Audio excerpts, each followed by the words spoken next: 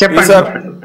అది sir topic ఏంటి, ఒక టాపిక్ అంటే ఇంకో టాపిక్లోకి ఇలా తీసుకెళ్ళడం అనేది అలవాటు అయిపోయింది. పాయింట్ అయితే ఏంటంటే ఇది ఓన్లీ ఎలక్ట్రిసిటీ ఎక్విప్మెంట్ సార్. మనం ఇంతకుముందు కూడా మాట్లాడుకున్నాం ఈ షిరిడి సాయికి సంబంధించి. అలాగని చెప్పేసి కూటమి ప్రభుత్వం వచ్చిన తర్వాత కూడా దానికి ఏం ప్రక్షాళన జరగలేదు. అదే సంస్థకి అన్ని కాంట్రాక్టులు కట్టబెడుతున్నారు. రెండు ఎలక్షన్స్ టైంలో ఇదే షిరిడి సాయి ఎలక్ట్రల్స్ 45 కోట్ల రూపాయలు టీడీపీకి ఎలక్ట్రల్ బాండ్స్ కూడా ఇచ్చినటువంటి పరిస్థితి చూసాం. మరి అన్ని ఆరోపణలు చేసి ఎలక్ట్రల్ బాండ్స్ తీసుకోవడానికి వాళ్ళకి ఇవ్వడానికి వాళ్ళకి సిగ్గు లేదో, తీసుకోవడానికి వీళ్ళకి సిగ్గు లేదో, మరి ఇచ్చిన దానికి మరి పాపం రుణం తీర్చుకోవాలనుకొని మరి దాన్ని అలా కంటిన్యూ చేస్తున్నారు. ఆరోపణలన్నీ మర్చిపోయి కూటమి ప్రభుత్వం. అదొక అంశం. ఇక్కడికి వచ్చేసరికి రాష్ట్ర ఖజానాకి జరిగినటువంటి నష్టం గురించి మాట్లాడుకుంటున్నాం. కాబట్టి ఇంత భారీ ఎత్తున ఇంత ఏదన్నా కొద్దిగా గొప్ప ప్రైస్ చేంజ్ అంటే అనుకోవచ్చు సార్. మరి అదే 5 స్టార్ రేటింగ్ ఉన్నటువంటి ట్రాన్స్ఫార్మర్లకి 70 నుంచి 85,000 రూపాయలు కట్టినటువంటి 3 రాష్ట్రాల ఎగ్జాంపుల్స్ కనపడుతున్నాయి. 1,39,000 ఒక్కొక్క ట్రాన్స్ఫార్మర్కి ఇంత తేడా కనపడుతుంటే ఇంకా మిగిలిన ఎక్విప్మెంట్లో ఏ రకంగా జరిగి ఉంటుంది అనేది ఊహించుకోవచ్చు. అందు గురించి అని అనుకుంటా వాళ్ళు నల్లమోతు చక్రవర్తి గారు, హీఈస్ అన్ ఇండిపెండెంట్ యాక్టివిస్టు. ఆయన డెప్త్గానే దీన్ని స్టడీ చేసి ఆధారాలతో సహా నిన్న ఏపీఎస్పీడీఎస్సీఎల్ సీఎండీకి సమర్పించడం జరిగింది. దీనికి సంబంధించే గత సీఎండీని కూడా ఈ మధ్య మార్చారు. కూటమి ప్రభుత్వం రాగానే చేయాల్సిన పని ఇన్నాళ్ళు కంటిన్యూ చేసి అతని అక్రమాలు మొత్తానికైతే పరిగణలోకి తీసుకొని ఆయన మార్చడం జరిగింది. సో ఏంటి సార్ ఇది వినతి పత్రాలు ఇవ్వడం వరకైనా ఎప్పుడులాగానే మనం డిబేట్లు పెట్టుకోవడానికి అంతవరకైనా, లేకపోతే ఏమన్నా రికవర్ చేసే అవకాశం ఉంటుందా, లేదంటే కనుక దీనిలో ప్రక్షాళన కార్యక్రమాలకు అవకాశం ఉందంటారా? ప్రక్షాళన జరగాలి, కానీ జరుగుతుందో లేదో అనేది చెప్పలేము. ఎందుకంటే అన్ని కూడా పొలిటికల్ ప్రెజర్స్, పొలిటికల్ కంపల్షన్స్ తయారైపోయి కాంట్రాక్టర్లు అందరూ ఏం చేస్తున్నారంటే ఎవరు అధికారంలో ఉంటే వాళ్ళ వైపు వెళ్ళడము, వాళ్ళకు పార్టీ ఫండ్ అని ఆ ఫండ్ అని ఈ ఫండ్ అని ఇవ్వడము, సర్దుబాటు చేసుకోవటము, మళ్ళీ పనులు పొందటము జరుగుతుంది. ఇక్కడ ఆయన కడప జిల్లా ఆయన షిరిడి సాయి ఎలక్ట్రికల్ సంబంధించి అసలు వాళ్ళ యొక్క బిజినెస్ అది కానే కాదు. ట్రాన్స్ఫార్మర్లు తయారు చేసేటువంటి బిజినెసే కాదు. ఆ బిజినెస్ లేక ఎంటర్ కావడానికి ప్రభుత్వం మనకు, ఆయన కూడా జగన్మోహన్ రెడ్డి గారి సామాజిక వర్గం ఒక రకంగా బంధువులు కూడా అవుతారు. అందువల్ల ఏం చేశాడు, అరే మన ప్రభుత్వం వచ్చింది అని చెప్పి ట్రాన్స్ఫార్మర్లు తయారు చేసే కంపెనీలు హైదరాబాద్లో ఉండే వాళ్ళతో కొంత సంబంధాలు ఉంటే వాళ్ళతో మాట్లాడుకొని ఒక కంపెనీని తయారు చేసుకొని ఆ ప్రొడక్షన్ జరుగుతున్నట్టు అక్కడ కడప జిల్లాలోనే ఆ ప్రొడక్షన్ తయారయ్యేటువంటి ఒక ప్లేసు కొన్ని అనుమతులు తీసుకొని మొత్తం సబ్ వర్క్ ఇచ్చి అన్ని హైదరాబాద్లో తయారు చేసేటువంటి కంపెనీలన్నీ కూడా సప్లై చేసి ఆయన పేరుతో ఆయన సప్లై చేసుకున్నాడు. ఇవన్నీ లోతుగా దర్యాప్తు జరిగితే అన్ని విషయాలు బయటకు వస్తాయి. ఇప్పుడు వాళ్ళు ఏబి వెంకటేశ్వరరావు సమర్పించిన లెక్కల ప్రకారం ఒక్కొక్క ట్రాన్స్ఫార్మర్ కి యావరేజ్ 40,000 నుంచి 50,000 వరకు తేడా ఉందంటే అది చిన్న విషయమా? చాలా పెద్ద విషయం.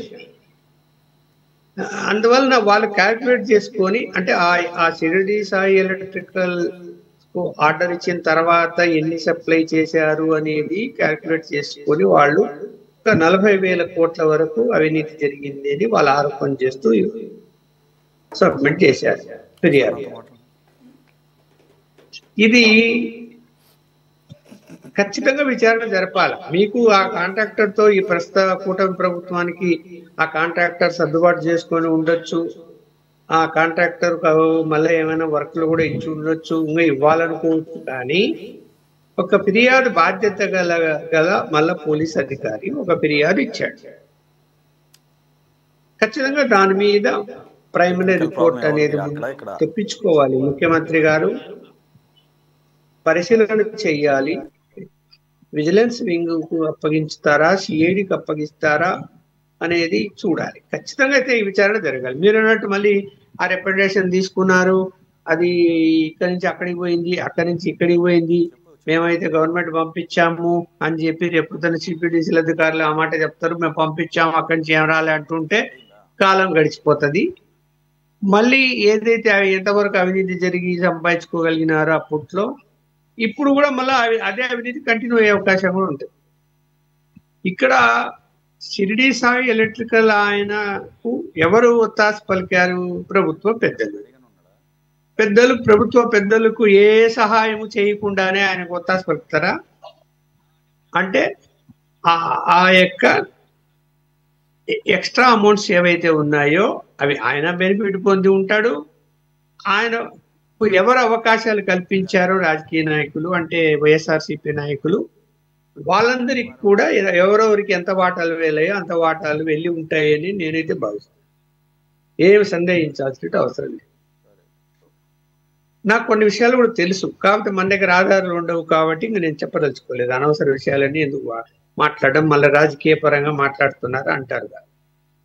ఒక ఆరోపణ వచ్చింది, వాళ్ళు లెక్కలేసి 40,000 కోట్లు అన్నారు. 40,000 కోట్లు కాదండి, 5,000 కోట్లు జరిగింది అనుకున్నాము. విచారణ జరగాలి కదా 5,000 కోట్లకైనా. ఎట్లా ఆపేస్తారు ఫిర్యాదు వచ్చిన తర్వాత? ఆ రేట్లు తేడాలు స్పష్టంగా కనిపిస్తుంది. రేట్లు తేడాల్లో అందులో దొరకరు అనే సమస్య లేదు అక్కడ. ఇప్పుడు ఒక వస్తువు హైదరాబాద్ లో 100 రూపాయలకు అమ్మితే విజయవాడలో 150 రూపాయలకు అమ్ముతారా? What is the difference Hyderabad and Vijayawada?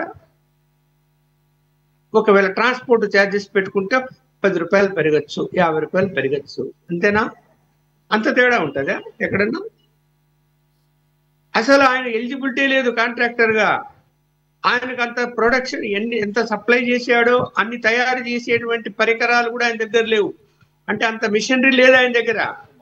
ఆయన సబ్ వర్కులు ఇచ్చుకొని సప్లై చేశాడు. ఇది వాస్తవమైనటువంటి అంశం నాకున్న సమాచారం మేరకు. మరి మీ సబ్ కాంట్రాక్టులు ఇవ్వచ్చా అట్లాంటి వాటిల్లో? అంటే నువ్వు ఒక కంపెనీ పెట్టి నేను తయారు చేస్తున్నానని చెప్పి నువ్వు వేరే కంపెనీల దగ్గర కొనుక్కొని వచ్చి నీ బ్రాండ్ దాన్ని తగిలిచ్చి అవి సప్లై చేస్తే దాన్ని ఏమంటారు? చీటింగ్ కాదు అది? 100% చీటింగ్ అది. దొరికి తీరుతాడు, ఏం తప్పించుకొని ఆయన ఎస్కేప్ అయ్యే అవకాశమే లేదు. మరి ఎందుకు ప్రభుత్వ కూటమి పెద్దలు మరి అతన్ని దగ్గరికి రాణిస్తున్నారు, అతనికి మళ్ళీ అవకాశాలు కల్పిస్తున్నారు? కొన్ని బిల్లులు రిలీజ్ చేశారు అతనికి, అది ఇంపార్టెంట్ గుర్తుపెట్టుకోండి. బిల్లులు ఆపాలి కదా, రిలీజ్ చేశారు. అంటే ఎలా మేనేజ్ చేయగలుగుతున్నారు అన్నది చూడండి ఒకసారి. ఆ కాంట్రాక్టర్లు అనే వాళ్ళు ఎలా మేనేజ్ చేయగలుగుతున్నారు అంటే వాళ్ళకి అన్ని పార్టీలతో సంబంధాలు ఉంటాయి. ఇంకొకటి చెప్పనా, వాళ్ళ ఫాదర్ బేస్డ్ ఆన్ బీజేపీ, వాళ్ళ తండ్రి ఆయన చనిపోయారు, ఆయన బీజము బీజేపీ. వైఎస్ఆర్సీపీతో కొడుకు వెళ్ళి ఎవరితో మాట్లాడుకున్నాడో ఏం చేసుకున్నాడో అయింది. కాబట్టి ఇప్పుడు ఏమన్నా అది ప్రయోగం చేస్తున్నారో మనకు తెలీదు. బీజేపీ ఏమన్నా సపోర్ట్ చేసినప్పుడు నాకైతే తెలీదు, ఉండవచ్చు కూడా, ఎవరైనా చేసి ఉండొచ్చు. మరి ఎవరు సపోర్ట్ చేస్తున్నట్టు? తెలుగుదేశం సపోర్ట్ చేస్తుందా, బీజేపీ చేస్తుంది? జనసేన అయితే అవకాశమే లేదు. ఇప్పుడు ఉంటే ఈ 2 పార్టీలే. బిల్లులు కూడా రిలీజ్ చేసేస్తున్నారు అంటే ఎందుకు అంత ఫేవరిజంగా ఉన్నారు అని అనుకున్నప్పుడు మనకు అనుమానం వస్తుంది. ఈ ఫిర్యాదు కూడా చెత్తపుట్టలో వేస్తారేమో అని. అయ్యా చెత్తపుట్టలో వేయకండి.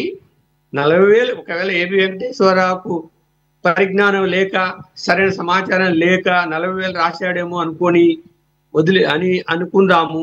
5,000 కానివ్వండి, ఖచ్చితంగా ఎంక్వైరీ జరగాల, చర్యలు తీసుకోవాలి.